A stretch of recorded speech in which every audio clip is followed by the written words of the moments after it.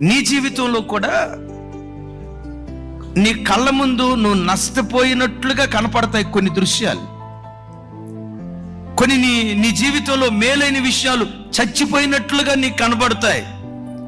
యోసేపు చనిపోయాడు చనిపోయాడు చనిపోయాడు చనిపోయాడని యాకోబు 22 సంవత్సరాలు ఏడ్చాడు. నేను మిమ్మల్ని అడుగుతా, నిజంగా యోసేపు చనిపోయాడా? చెప్పాలి. నిజంగా యోసేపు చనిపోయాడా? సాతాను కూడా అంటాడు, నువ్వు దేవుడిని నమ్ముకున్నావు, అయిపోయిందే నీ పని, ఇంకేముంది, జీవితంలో అన్ని పోగొట్టుకున్నావు, నాశనం అయిపోయావు, నీ బ్రతుకు కరువైపోయింది అంటాడు. నీవు అనాల్సిన మాట ఏంటో తెలుసా? ఈరోజు నేను కరువును అనుభవించవచ్చు. నేను ఆరాధించే నా దేవుడు రాగల కాలంలో నా బ్రతుకును కృపాక్షేమాలతో నింపబోతూ ఉన్నాడు. నిజమే, కరువు అనుభవిస్తున్నాను, అనుమానం లేదు. ఇబ్బంది అనుభవిస్తున్నాను, అనుమానం లేదు. అనుభవిస్తున్నాను, అనుమానం లేదు. అప్పుల సమస్య అనుభవిస్తున్నాను, అనుమానం లేదు.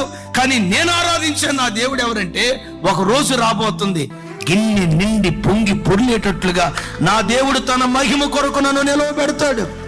ఈ కరువు కొద్ది రోజులే, ఆమేన్. ఈ కన్నీళ్లు కొద్ది రోజులే, ఆమేన్. ఈ దుఃఖం కొద్ది రోజులే, ఆమేన్. ఒకానొక రోజు ఈ అంగలార్పును నాట్యంగా ప్రభు మారుస్తాడు.